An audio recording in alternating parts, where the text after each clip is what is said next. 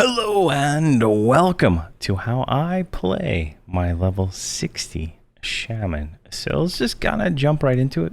So if you've watched the level 50, you've watched the level 55, not much has changed since level 55.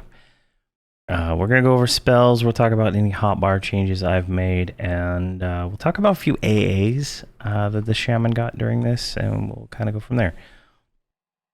Now, first up, my primary heal is Chloro Blast still. Now, at 58, I think it was, we got a new heal. Crag's Mending. Now, Crag's Mending on paper looks good, right? 2,000 point heal. And then you see this right here, 10-second cast time. This is the equivalent for in like the Shaman complete heal, right? Druids got the same one, right? This is to compete with clerics at the time, back in whatever expansion this was. And you know what? This heal sucks. You know why this heal sucks? Because it costs 10 seconds of cast time. Now, like here's my take, right? Look at that. Oh my god, the world has ended twice in the time this spell takes to cast. It's just doesn't fit the way I play. So I drop back down to Chloroplast here. For the sake of this, watch, like if we spam it a few times, we have a 10% chance to crit. The faster we cast, I don't know where these spells are actually going to show up. The faster we cast, maybe they're over there, I don't know. The faster we cast, the faster, the higher chance we have to get a crit heal, right?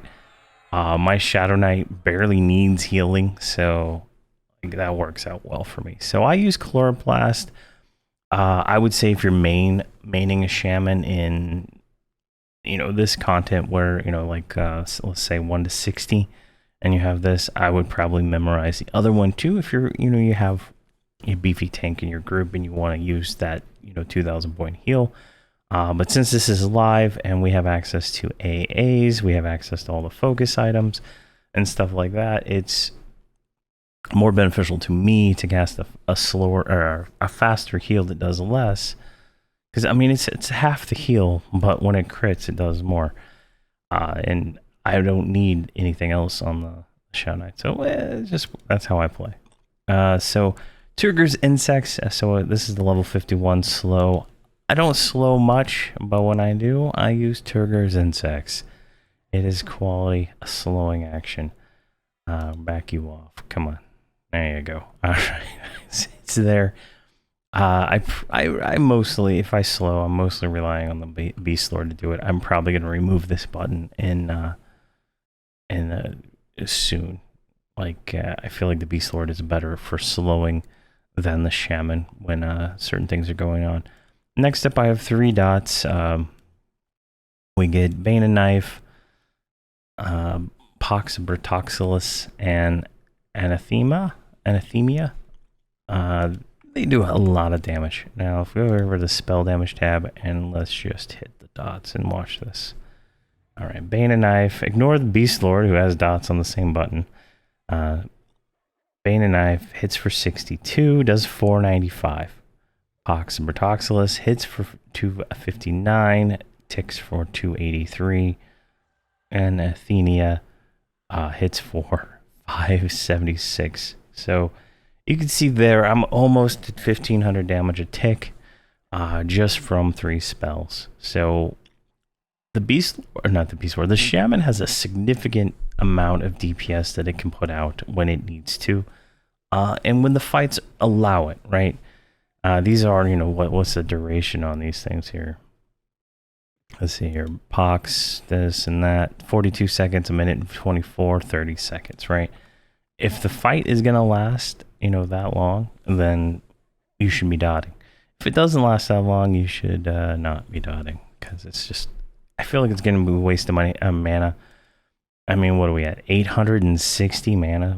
Reduces it down to 646, but if you don't have focus items to reduce that down, or AAs to reduce that down, that is like half your bar. Like, I have 10,000 mana because I have tower gear, I have Velius raid gear, right? I have a lot of stats, but on like a normal Bane and Knife is from Kunark, a normal TLP Kunark Shaman.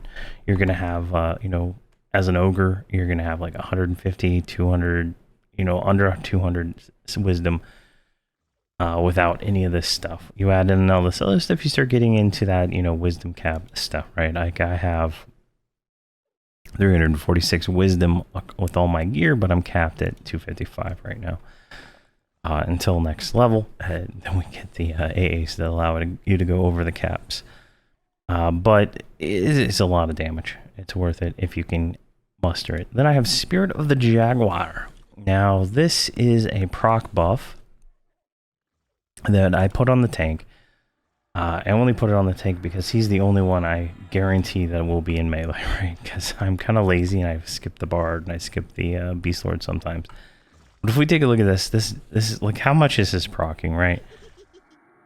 I literally just turned on attack and it's procced like 4 times, maybe 5 times there. It's just like this insane amount of damage. It's 219 damage.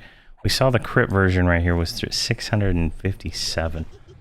Now that alone is a substantial amount of damage that the shaman is doing via the other people in the group. Now, if I put it over here on, say, the Beast Lord, this would be the real benefit if I did this, because the Beast Lord is attacking faster.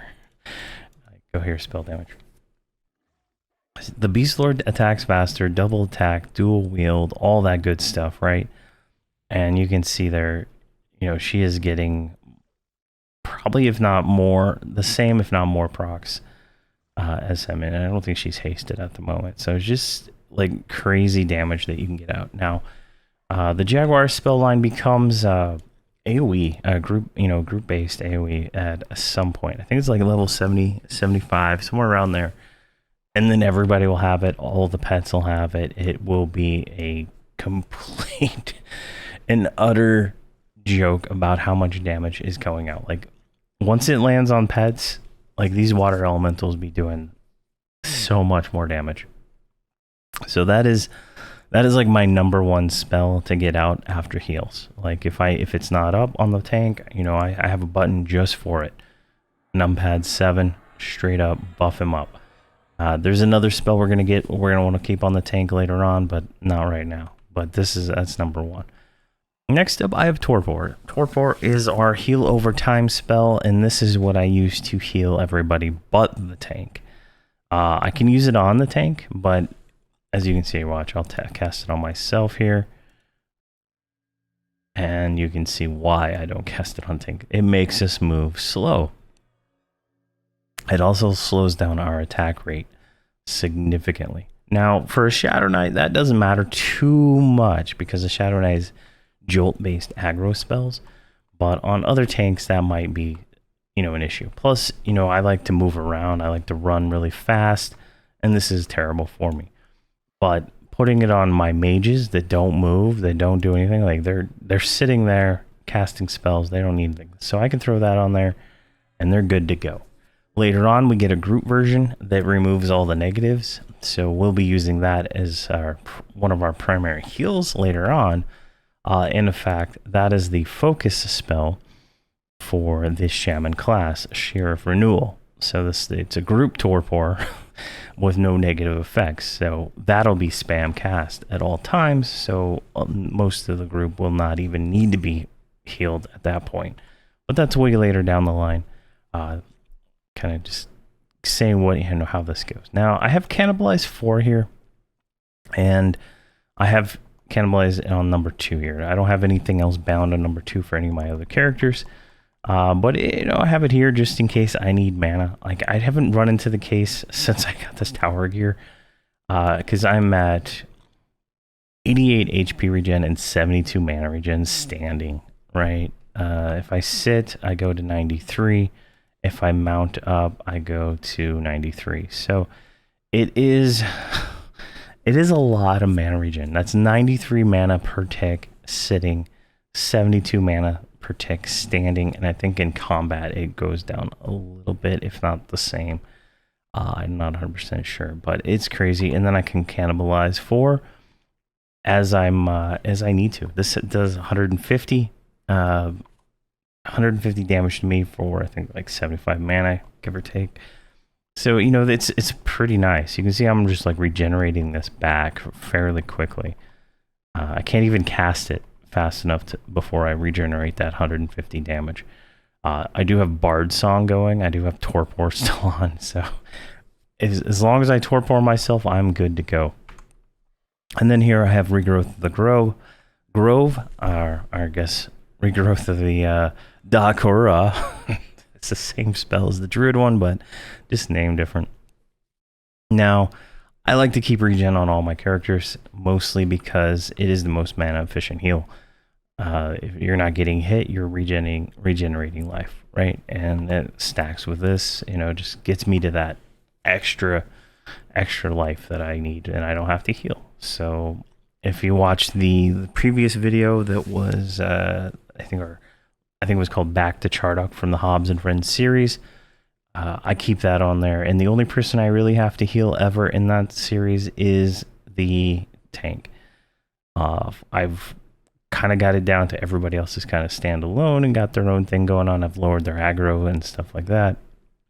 The tank is the only one that takes damage. The shaman takes damage every once in a while, but I can just torpor him and fix it now.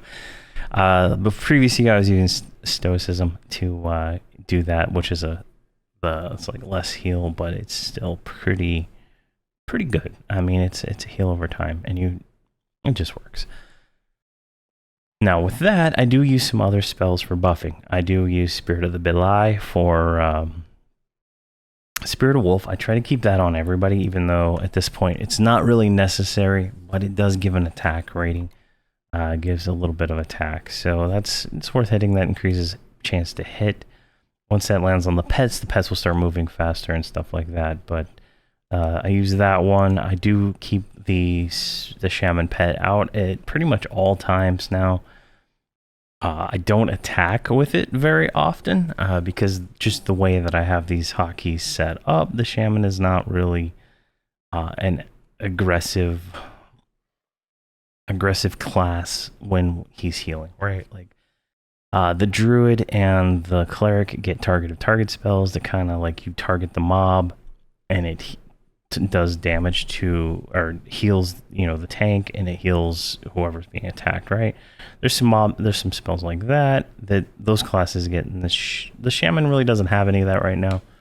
So for me to switch targets is kind of a pain. Now I could probably put on my 4 button here, you know, target this and do that, but at the same time I also have a macro for dots that I, you know, have separate from the healing when he's doing healing. So just the way I have that set up. Then I have a macro for the pet haste, Spirit Quickening. Try to keep him hasted, at least do a little bit more damage. If we look here, like the pet's doing 34 to 53 damage. I mean, it's not that much, but it's like a dot that I didn't have to like cast on, so works there. And then I have focus. At 60 we got Kara's focusing, which is group focus, so I keep that on everybody now. It's a 2-hour duration, so I don't have to recast it a lot. Grants hit points and strength and dexterity. Fantastic for this group because one, I don't have to cast the mage self buff because of the focus, and its strength and dexterity help the melee proc and do more damage. So it's fantastic for me. And then group stamina, Talisman of the Brute. I keep that on everybody also. I don't worry about like agility or any of that other stuff because for the most part, most of these guys are stat capped at whatever the stat cap is, except for probably agility. And that's because the tower gear here is like 10 to every stat for the most part. I went all mana regen on all my characters for this tower gear at this point, just so that they are regenerating mana as fast as possible. They have all the stats they need. This tower gear is good until 55, so at 65 we'll get a new set, I believe. But that's only the spells I use. Like there's some other like situational stuff like shrink and stuff like that. I'm kind of lazy. Like the Shadow Knight has two-handed bash now, and his like lich form stuff turns him into a skeleton. So I don't really need to shrink him anymore, and he's taken care of. Like shrink was really important early on when I couldn't fit in Guk without being shrunk, and I couldn't bash without it. So I was losing damage by not being able to bash. Now it's not a big issue. Now the shaman, I just pretty much park him wherever the rest of the group is. Sometimes I'll do like, skeleton illusion to keep him smaller, but it just doesn't really matter. I don't shrink him down. I will be shrinking him once I get group shrink, and I can shrink everybody at once. It's just, I'm lazy. That is really what it boils down to. But as I said, the hotbars are pretty much the same. I do have cannibalize 4 right here, and then my multi-bind does not have any actions for 4. It only has actions for 5, which is just X target 20, and then heal, and then cannibalize 5. Cannibalize 5 is an AA we got at 59, I believe. So it's pretty crazy. Watch this. So I'm spamming 5, so I'm healing the tank right over here. I have spell effects off on this character, so you can't see it, but you see there I lost 25% of my health. That is because cannibalize 5 is huge, and I can put it in the same macro there, and you saw how I cast Torpor on myself. I'm already full life, and I'm still spamming heals, so it's kind of nice when it comes to that, right? And then I can go into cannibalize 2, or not cannibalize 4, I mean, and I can cannibalize myself and regenerate all that health back pretty quick. It's probably one of the best things about a shaman is you have that ability to constantly cannibalize. And cannibalize 5 is just phenomenal. It's a 2-minute reuse, so I'm not too worried about it being in my like spam multi-bind for healing, because eventually he will be able to heal himself up every tick without even considering anything, because of the group heal and stuff like that. But let's see, that's that. It's the multi-bind. The J-boots sit, all that's the same. Debuff is, I believe, the same. It's still just the X target 19 with cast 2, which is slow, and then a pet attack. Dots is the same. I did put pet attack into the dots command, so I could get a little bit out of the pet then, but the mobs don't live long enough right now for me to even dot. So it's counterproductive, honestly. When you have mages doing direct damage. Now, if I did 3 necromancers, like I'd be doing dots all the time because I've just let dots kill it and whatnot. But since I have mages, it's a little bit different. So your buff X target 20. This is literally just cast Puma on Hobbs. Like that's the whole purpose of this. I call it Puma, but it's Jaguar now. Puma, I think, was the first one, or Panther. I don't know. Let's see here. Mass group buff. Follow macro is the same. Teleportation stuff's the same. And then I have these X target 1 heals. And these are solely just for casting Torpor on somebody else in the group. When I get group Torpor, I probably won't even bother with this anymore. And I'll probably get rid of these, but just so I can easily target and cast. Like I can hit this button while I'm still spamming 4, and these guys will still keep doing everything they're supposed to be doing without me having to worry about it. And the shaman won't be doing anything but healing. Alright, that's still the same. Cannibalize 5's down there. Those are the same. Those are the same. And that's pretty much that. AA-wise, we did pick up some AAs that are actually pretty nice. Where are they at here? Current max. So we got Healing Adept, which now gives us critical... well, it increases the effectiveness of our heals, right? And then we got Destructive Fear that gives us critical spells. Healing Gift gives our spells a 10% chance to crit. So we're getting 10% more healing and we're getting a 10% chance to crit. Now, using this lower level spell kind of works out for me, right? We also picked up spell casting subtlety, which lowers our reduction rate, right? So we're not gonna get as much aggro when I'm dropping heals on the tank, nuking, dotting, whatever. It just saves us. And then it looks like we got a more chance to crit with our nukes, but I don't know do any nukes. Persistent casting lets us keep casting while getting hit, which is actually pretty beneficial to the shaman. Right now, I picked ogre, mostly because my tank's ogre. I wanted to look the same, but with that, ogres get stun reduction. So if I'm being hit from the front by mobs while I'm healing, I will resist the stun, and I will probably be able to get the spell off. Now, I don't think it would matter too much across all the other shaman races, because eventually they do get stun immunity, I believe, through one of these AAs, but you know, to me, it's a big deal. Then we got mass group buff. We got Companion's Discipline allows us to do pet hold. I don't even have that on my thing yet. There we go, pet hold. Now my pet won't attack unless I tell it what to do, which is smart. Spellcasting reinforcement, which just makes spells last longer.